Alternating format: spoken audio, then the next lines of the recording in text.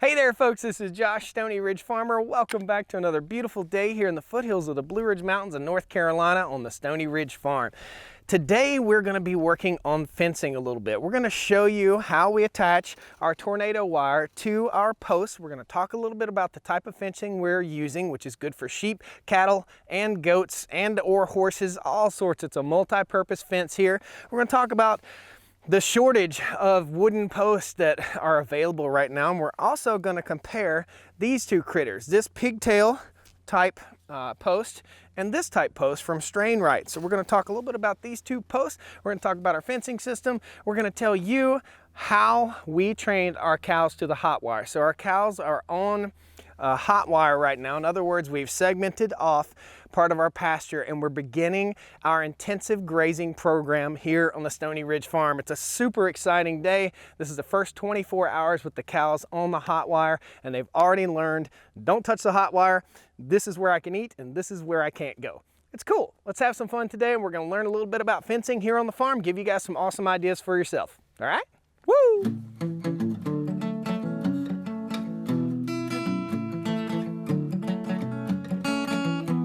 Stoney Ridge Farm, Stoney Ridge, Stoney Ridge Farm. Woo! All right, folks, today's word of the day is undulations. Undulations, as the land goes up and down, hills and hollers. That there's a hill and that there's a holler. Undulations. So what we're talking about here is the fact that this fencing is pulled tight before it's tied to the post, okay? And most of your net wire type fencing is going to be pulled tight before you tie it to the post. Either you nail it, staple it, or we'll use these wire ties today. We're going to show you how these work with these steel posts. Guys, there's a serious lumber shortage, and these steel posts are becoming more and more popular. This is a lifetime fence right here. This is going to last to my grandkids' lifetime, if I ever have any kids. So undulations are the lay of the land, basically, the hills and the hollers. And the land isn't perfect. We're not in Kansas. It's not all flat, and we have to tighten this fence up, and we got to pull it down in some spots and lift it up in some spots. So the way we did that is we took the tractor and we took the stretcher bar and the pallet forks, and we came out here and we stuck our forks in our fence. This Titan, what do you call it? This is Titan 134812 wire. It's tornado wire. This tornado wire is tough enough that we could run our pallet forks in here and raise up at the top, and we could mash down at the bottom and solve the undulation problem. Okay, so that's what the word of the day is. And if this fence ain't tight, I don't know what is, man. This is super duper tight. This stuff is pulled tight with the winch, and it is absolutely the tightest fence around here. Thank you so much to Luke and the guys at Farm Fence Solutions. They are a huge help when it comes to being a resource for this fencing. We've actually got a video, and I'll post a link at the end of this video, at the factory where this fencing is being made, and our entire farm is fenced with tornado wire from Farm Fence Solutions. I'll post links down the video description to all the cool toys we're going to be using today. So this cool toy, cool tool, along with our old school DeWalt drill, and I like the 18 volt better. Guys, tell me, do you like the 18 volt better than this newfangled stuff? I think it lasts longer. I think things are built to fail nowadays, and I don't like that. So what we have here, if I can get it on there, is a chuck. And this chuck, you can see in the end of it there, see the light going through there? This chuck is designed to fit these ties on here. So these ties go around the post just like so, then the chuck goes on there just like so, and then it twists. Okay, cool. Egg beater. We're not beating eggs though, so we're going to get you some close-up shots of how this wire is actually tied up. We've already gone along. I had to get this done. I didn't make a video of it, but we've already gone along and hit all the high spots and all the low spots. Each one of these posts will get 5 or 7 or 13 ties. So this is, again, tornado wire Titan 134812.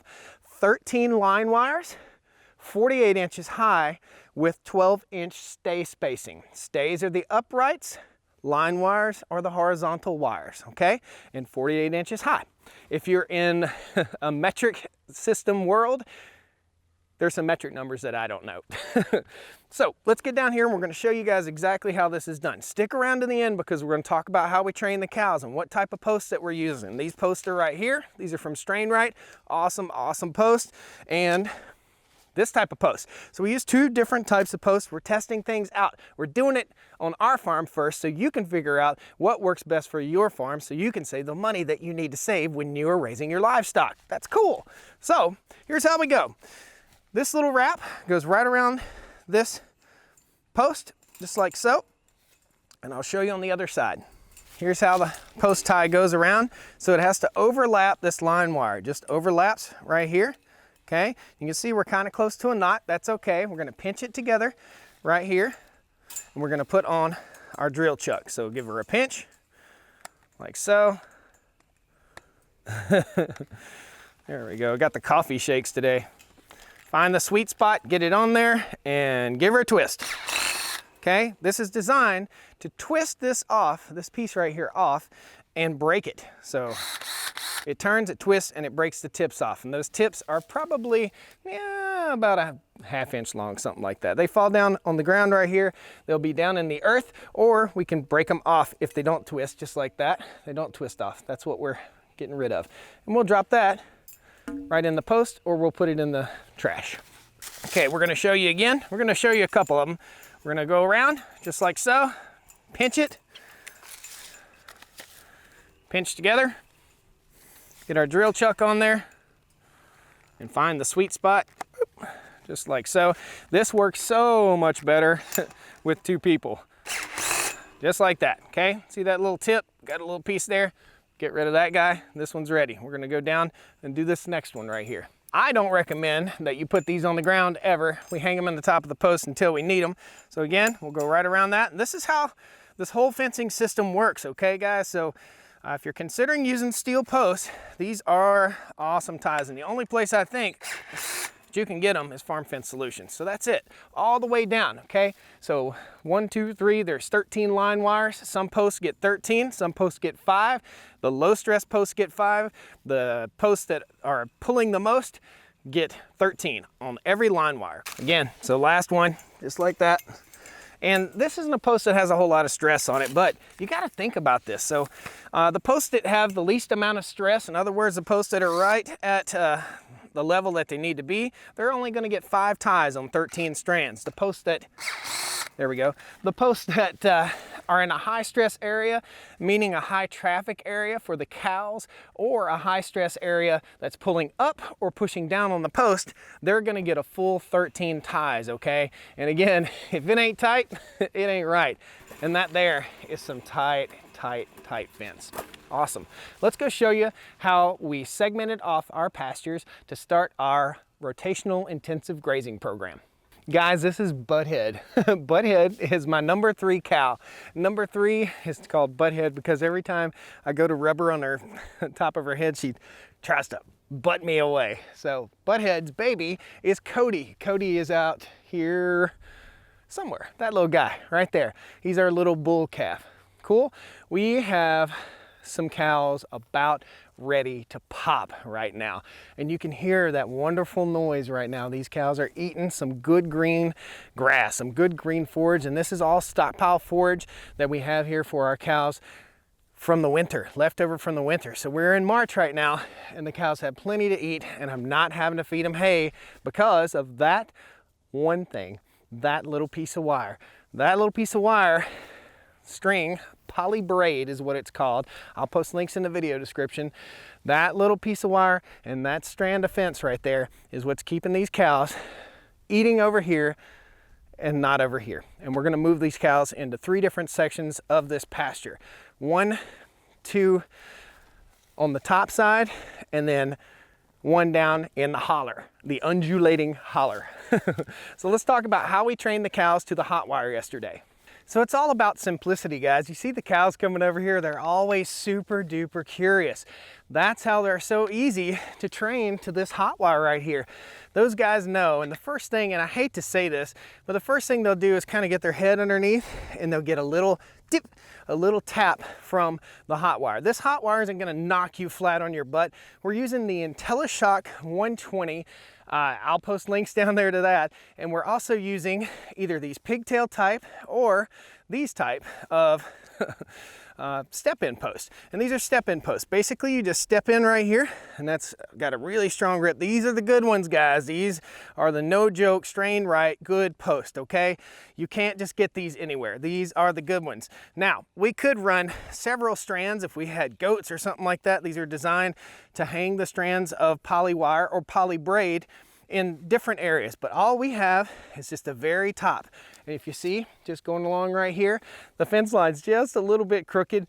Everything's not perfect all the time, but we're training our cows. These cows have been on this piece of pasture, on this forage for less than 24 hours, and they have all learned to respect the fence. This is not a physical barrier. This is a psychological barrier, and they learn very quickly that that psychological barrier might give them a little tickle if they get too close. I've been shocked by this. I would never put my animals through something that I wouldn't go through myself. I've been shocked by this. The wire that we're using, and again, we're going right through the top. This is how this post works. So this is the poly braid. This is how you put it in the post. It couldn't be simpler. Boop, that's it. It's in there. Woo! We drop our post. It's in there. That's it. It won't go up and it won't go down. It's in there. If the cows start pushing really hard on it and put a lot of pressure on it, it will bend. It won't break. These are the good posts. These ones don't dry rot. Okay? The other one doesn't dry rot. They also stick in the ground nice. This one will never dry rot. I like these better, okay? This is a steel step in right here. Again, this is from Strain Right and has these insulated pigtails. So all you do is run your wire straight through the pigtail, just like so, okay? This is poly braid. Poly braid is a little bit different than that cheap stuff that you get at your local farm store. So ask for poly braid, okay? See how thick this is? It has little strands of conductive material, in other words, metal, woven into the poly braid. This stuff is very, very sun resistant, heat resistant, and cow resistant, okay? It's super duper tough, but it's easy to cut. So this is poly braid, and that's what we're using. Now, our plan, and you'll get some drone footage right now, you'll see the fence line, you'll see the metal fence line, the permanent fence, and you'll see the temporary fence. This is temporary, okay? I will open this up to allow the cows to eat over here. Follow the channel, because we're going to be digging an agricultural well, and we're going to be putting in some freeze-proof watering systems over here, and we're going to start doing 1 or 2 acre sections and move these cows every single day on this forage, okay? This is going to build our land. This is going to bring this worn out old tobacco farm back to life with awesome green forage. And we're not mowing, we're not burning diesel fuel, we are making beef, and that's what it's all about, man. It's what's for dinner. So the simplistic part of training our cows to this hotline right here was installing the hotline while it was energized, okay? In other words, we started at one end, and we're going to take you up and show you the connection point here at the end of the video, how I connected at both ends, because it became a little complex, and some people make these special hangers. This was a super simple idea, just used a step-in post and we connected up. Eventually, we'll have a hot wire all the way around the entire perimeter fence, and that's what that Titan 1348-12 tornado wire is. That is our perimeter. That is to keep my cows off of my neighbor's property, out of the street, so that I don't get a phone call in the middle of the night that a minivan has hit one of my cows and it's gone through the minivan and hurt somebody. That is my biggest fear. So build a good perimeter fence. Build a strong perimeter fence. A physical barrier, in my opinion, is the best thing to do. This is not what I'm going to run down alongside the highway. I don't want my cows to run the risk of running through this. If they were to get spooked at night, they could run through it. The calves could go underneath it. And typically, a calf will go underneath it. So you might see all the cows over here and maybe a stray calf over here in a future video. Guys, that's a perfectly normal thing, but you don't want to run this down the highway. So what we did was we energized our wire, we hooked to our IntelliShock 120, we'll show you where that's hooked up, and we walked the line just like so, putting it in the post as we went along.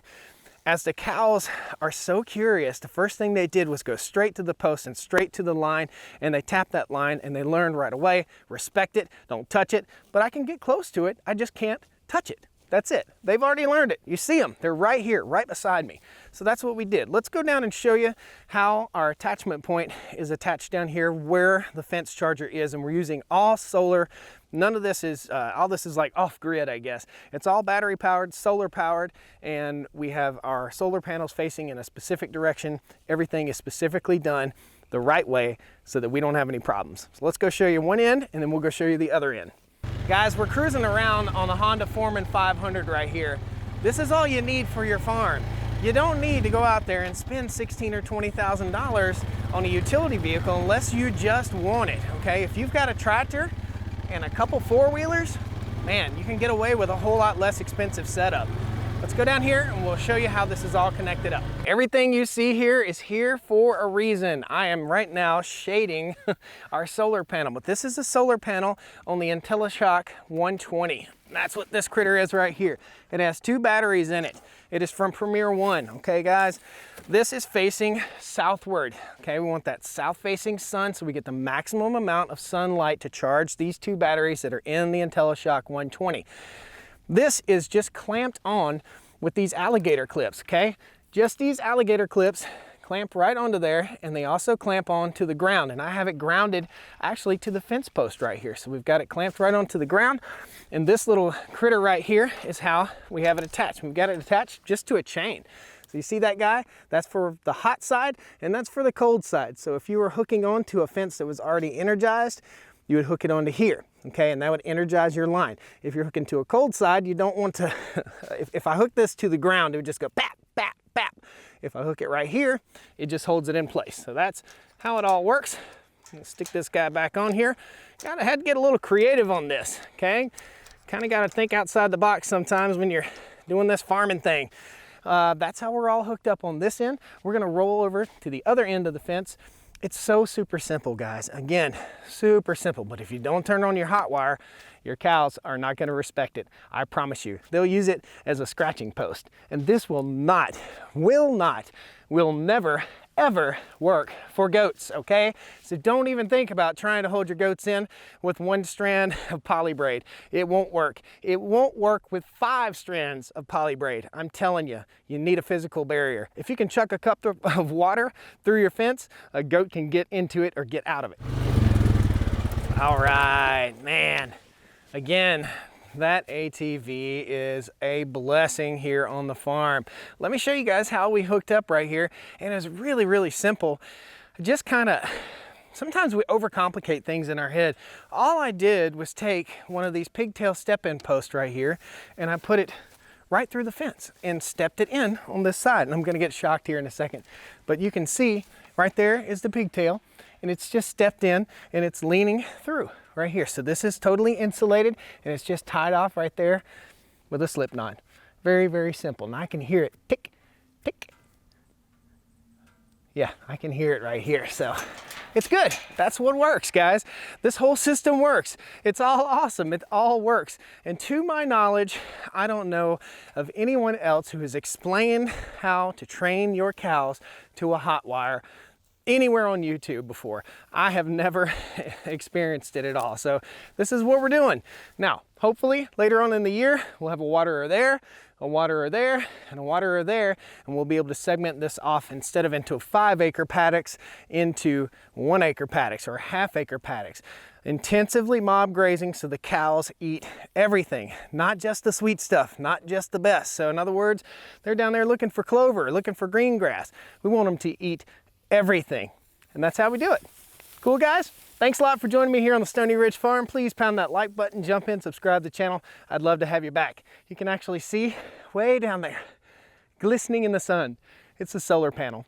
Cool, guys. Thanks a lot. We'll see you next time. All right? Come on down to the Stoney Ridge. Bring your wife and bring your kids. We're living life pure and sweet. That's the way it's supposed to be, Stoney Ridge.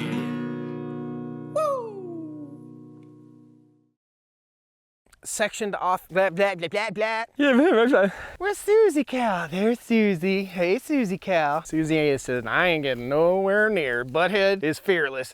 Doesn't, no way. Susie's not getting near this. Be cool. Just be cool. My girlfriend's mad at me. That's sad. Today we're putting Now that's tight. Wow. Man, come on. All right, folks. Gosh, this is a tongue twister. Employing simplistic gotta make that. Gotta make that. Mo, mo, mo. Beef, beef, grow. That beef, beef, grow. See you guys later.